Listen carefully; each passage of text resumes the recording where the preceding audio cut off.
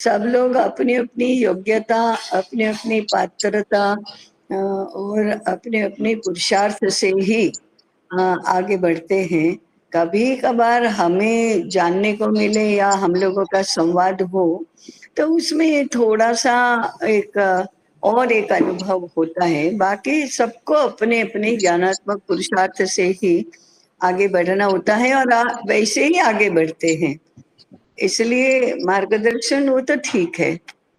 तो अभी जो सबके अनुभव सुने, मेरे मन में 2-4 जिज्ञासाएँ हैं, उनके उसके ऊपर हम चर्चा करेंगे।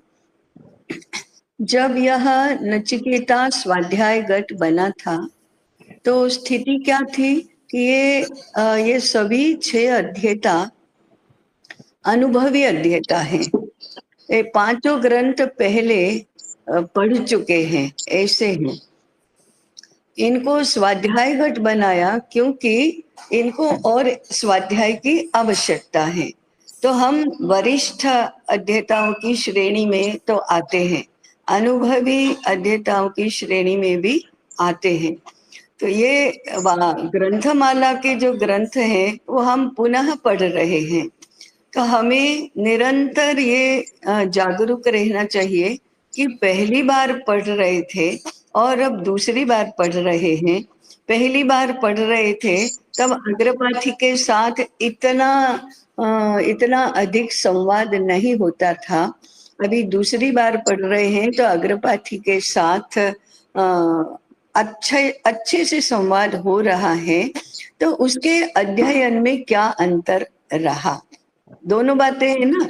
अभी ज्यादा अध्ययन हो रहा है, ज्यादा चर्चा हो रही है, ज्यादा निकटता है एक, और दूसरी बार पढ़ रहे हैं, ये दो। और हमने 2-3, मेरे ख्याल से ये सभी के लिए तीसरा वर्ष होगा अध्ययन का।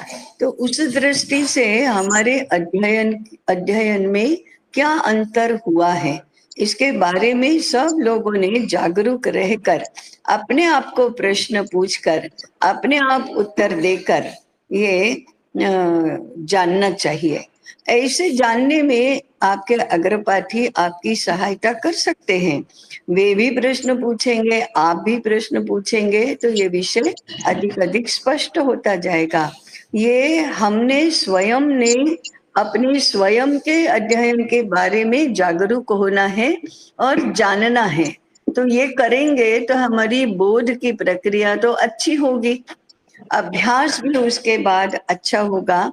तो मेरा पहला निवेदन तो यही है कि इस अध्ययन में हमारा अनुभव कैसे समृद्ध हुआ है, कैसे बदला है, कैसे अधिक हुआ है, इस विषय में थोड़ा चिंतन करके स्पष्टता प्राप्त करें।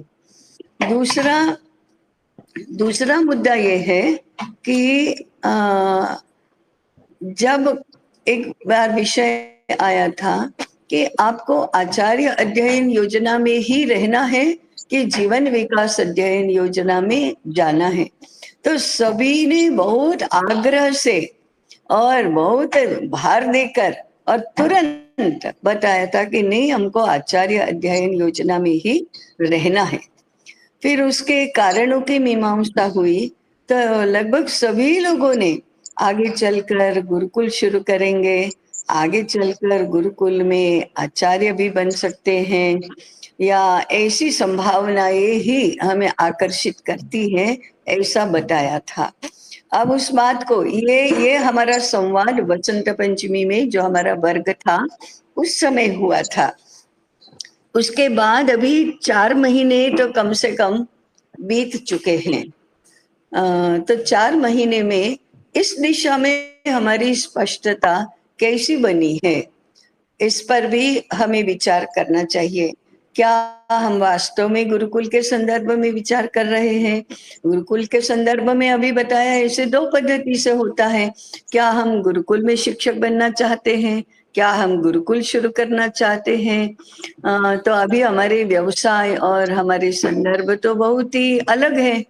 तो हम कैसे एक इच्छा और एक परिस्थिति, इन दो में हम कैसे समायोजन करने की कल्पना रखते हैं, इसके बारे में भी अभी हमारे जैसे अनुभवी अध्येताओं ने स्पष्ट होना चाहिए। तो ये मेरा दूसरा निवेदन है। तीसरा है कि अभी पुनरुत्थान विद्यापीठ में हमारा योगदान क्या है? ज्ञानात्मक दृष्टि से योगदान, हम क्या योगदान कर सकते हैं? अभी क्या है? अभी हम अध्येता हैं। क्या हम इसका व्यवहार में उपयोग कर सकते हैं? जैसे व्यवहार, क्योंकि अध्ययन बिना व्यवहार के तो सार्थक होता ही नहीं है। तो फिर हमारा व्यवहार में अध्ययन को लागू करने का विचार बनता है। व्यवहार में लागू करने के कितने आयाम हैं? सबसे पहला, हमारे स्वयं के व्यवहार में कोई अध्ययन दिखाई दे रहा है क्या? उसके आधार पर क्या बदल हुआ है? क्या कैसा बदल हम चाहते हैं? कैसा बदल हमारी कल्पना में है? ये अध्ययन करके हम क्या करेंगे? हमारे लिए उसका क्या उपयोग है? मैं दूसरों की बात नहीं कर रही कि हमारा समाज के लिए क्या उपयोग है, ऐसा मैं नहीं पूछ रही हूँ। अध्ययन का हमारे स्वयं के लिए हमें क्या उपयोग है, इस विषय का विचार क्या हम कर रहे हैं?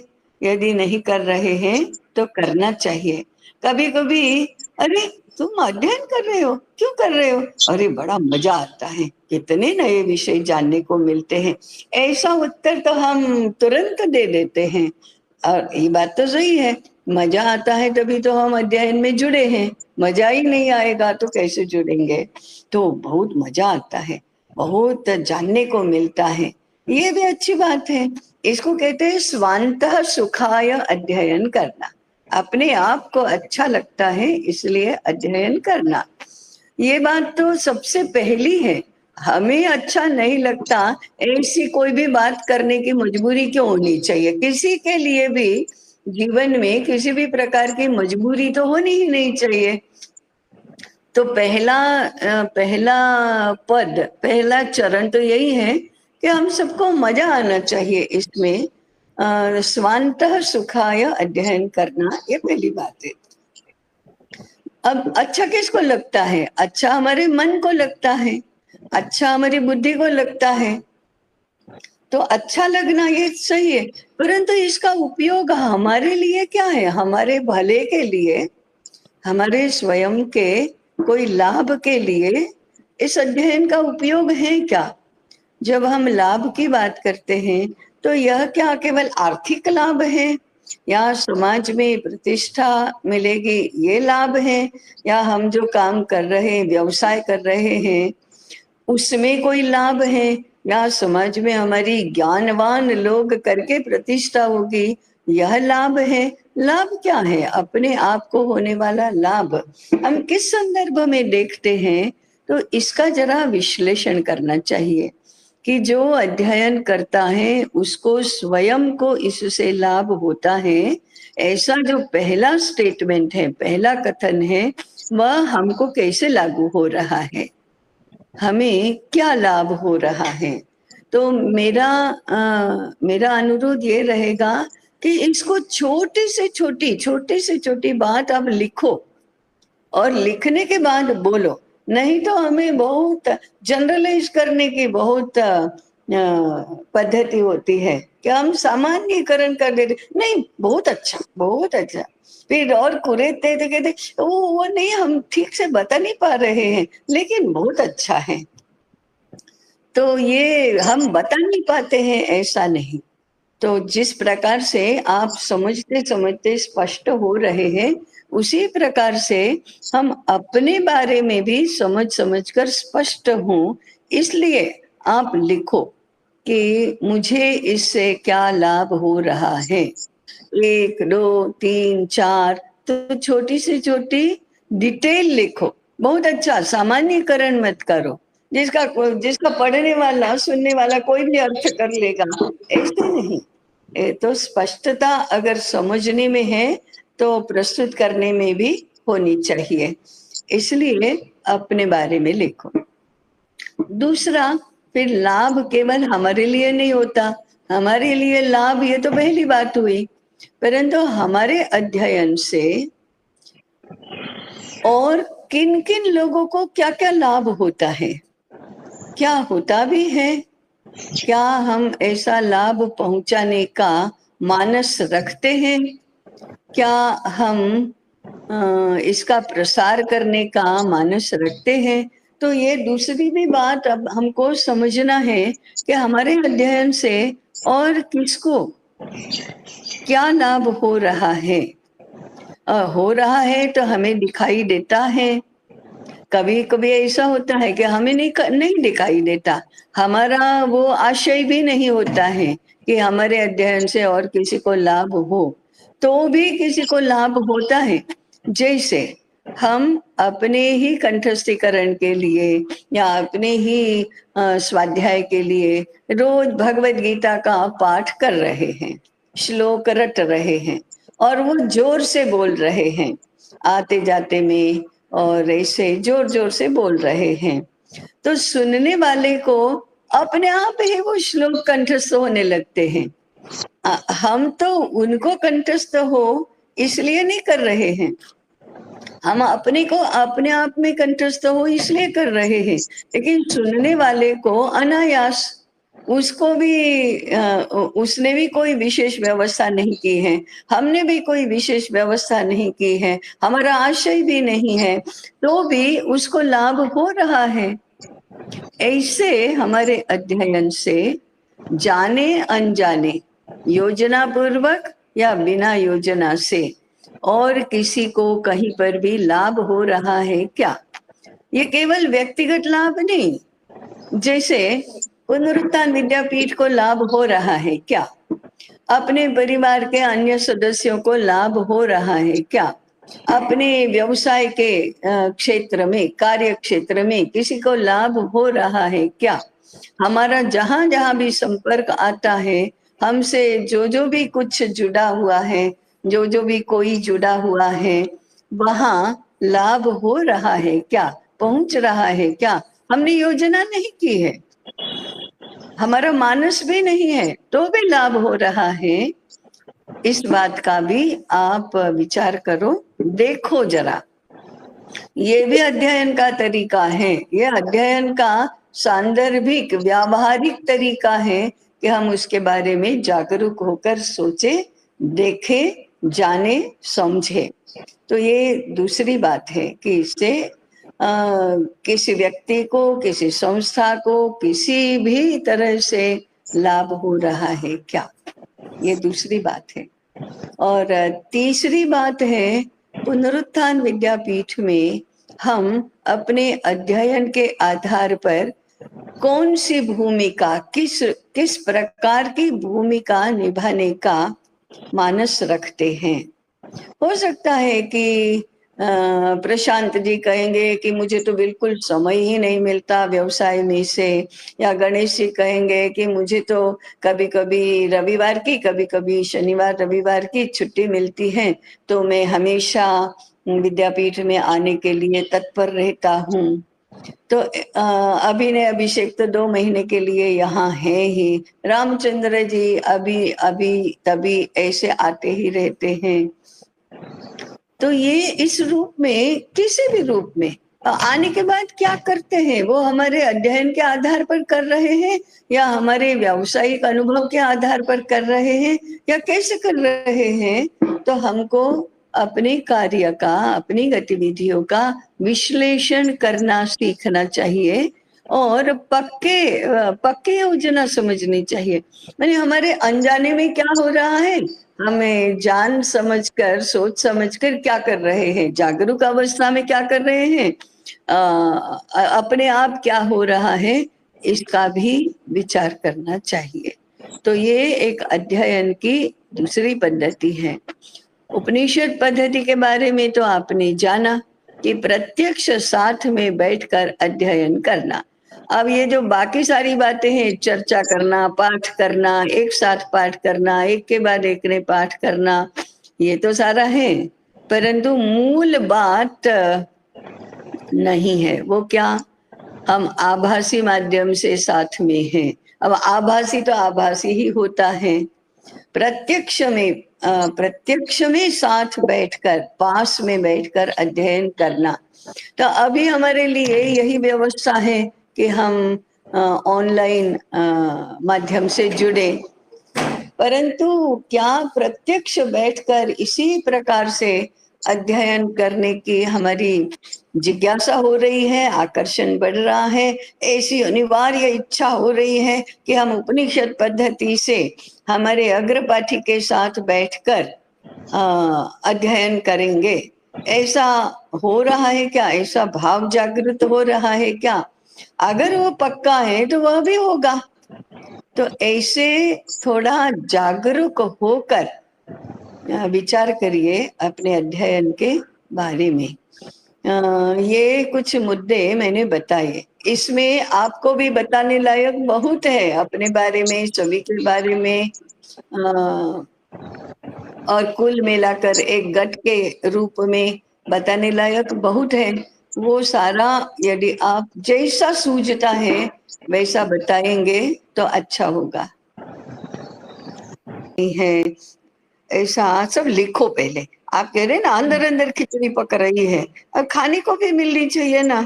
हाँ हाँ, वही वही वही, कभी कभार ना शब्द ही कम पड़ते हैं ऐसा लगता है। हाँ, इसको मैं छोटा सा उपाय बता रही हूँ, कागज पर लिखो। जी ताई। हाँ, चलो आगे बढ़ो। बताए, और ये जो 3 मुद्दे मैंने बताए हैं उसके ऊपर हम निरंतर विचार भी करते रहे, उन विचारों को बोलकर अभिव्यक्त भी करें और लिखकर भी अभिव्यक्त करें। और लिखना तो उसको अलंकारिक भाषा में नहीं, भावपूर्ण भाषा में नहीं, तथ्यात्मक दृष्टि से हम विश्लेषण करके ऐसे ही शब्दों में उन्हें व्यक्त करें। तो ये क्या होता है कि हमारे अंदर जो समझ होती है ना, वो अस्पष्ट होती है, वो स्पष्ट होगी। लिखने से हमारी सारी संदिग्धता दूर होती है और हम चीजों को ज्यादा अच्छी तरह से समझ सकते हैं। इसलिए हमें ये अभ्यास भी रखना चाहिए। और मैंने फिर से मैं कह रही हूँ, अलंकारिक भाषा में नहीं लिखना, भावात्मक भाषा में नहीं लिखना, तथ्यात्मक भाषा में लिखना, तो फिर वो समझने में अधिक सहायता होती है। राजेंद्र जी, आप कुछ कहेंगे क्या? और समय को देखते हुए आप बताइए होंगी या एक ही है कि क्या हम आज कृष्ण पक्ष की द्वितीया है, क्या हम हर मास की कृष्ण पक्ष की द्वितीया को इसी प्रकार से मिलने का क्रम बना दे? बिल्कुल जी ताई। तो हर घट के साथ मुझे बैठना ही है, ये क्रम तो हम बना ही रहे हैं। तो कृष्ण द्वितीया को, आगामी मास की कृष्ण द्वितीया को हम सब तो अध्ययन वर्ग में रहेंगे, इसलिए इस प्रकार का अलग से बैठना नहीं होगा। अथवा तो वर्ग की योजना में हम ऐसा करें कि ये समय जो है हम नचिकेता स्वाध्याय के साथ बैठे, वो हम और राजेंद्र जी मिलकर या वर्ग की योजना कर रहे हैं, उन सबके साथ बात करके तय करेंगे। परंतु उसके बाद की हर मास की कृष्ण पक्ष की द्वितीया को इसी समय हम मिलेंगे। तो फिर राजेंद्र जी ठीक है, हर मास का एक थोड़ा मानसिक नियोजन हो। वे अग्रपाती नहीं करेंगे, हम अपने अपने अध्ययन का अपनी दृष्टि से अपनी आवश्यकता के अनुसार एक मासिक नियोजन करें कि हमें कहाँ पहुंचना है, एक महीने में हम उसके लिए क्या करेंगे, हमारे लिए बताने लायक आगामी द्वितीया को क्या होगा। इसी को स्वाध्याय कहते हैं। अग्रपाती तो आपको स्वाध्याय में सहायता, प्रेरणा और मार्गदर्शन करते हैं, लेकिन स्वाध्याय तो स्वयं ही किया जाता है। तो हम ऐसा क्रम बनाए कि आगामी द्वितीया को जब हम मिलेंगे तब हमारे लिए बताने लायक हमारे पास क्या है। वही का वही नहीं बताना, जो आज बताया वही का वही अगली द्वितीया को नहीं बताना, उसमें कुछ नया होना चाहिए। और नया होना चाहिए इसलिए कुछ भी नहीं जोड़ना, वास्तव में अगर ऐसा कुछ हुआ हो तो बताना। फिर बताने में कुछ ऐसी अनुभूति ही हो गई है या कहीं हमने कुछ आयोजन कर लिया है, और ऐसा भौतिक या आत्मिक ऐसा नहीं, हम विचार हमारा चल रहा है, हम ऐसा समझ रहे हैं, या ग्रंथमाला का अभी हम तीसरा ग्रंथ पढ़ रहे हैं, तो उसमें ये अध्याय पढ़कर, ये पर्व पढ़कर तो हमारा ऐसा ऐसा विचार बन रहा है, ऐसा हमें समझ में आ रहा है। ऐसा कोई भी हो, हम नया विचार कर रहे हों, या हमारी किसी विषय की स्पष्टता हुई हो, या हमने कुछ प्रत्यक्ष में व्यावहारिक स्तर पर कुछ कार्य किया हो, या हमारी कुछ योजना बनी हो, या हमारा मानस निर्माण हुआ हो, ऐसे कोई भी चीज, एक ही नहीं, जो हमें लगती है कि हमें हमारे सहपाठी, अग्रपाठी, इनको बताने में आनंद आएगा, बताना अच्छा लगेगा, ऐसा क्या है हमारे पास बताने लायक। 1 महीने में हम कहाँ थे और कहाँ पहुंचे, हमारी यात्रा कुछ आगे बढ़ी है क्या, ऐसा ऐसा करके हम तैयारी करें। तो ऐसा वसंत पंचमी तक कितनी द्वितीया आएंगी, और तब तक हमारा अध्ययन का क्या स्वरूप रहेगा, इसके बारे में हम विचारशील बने।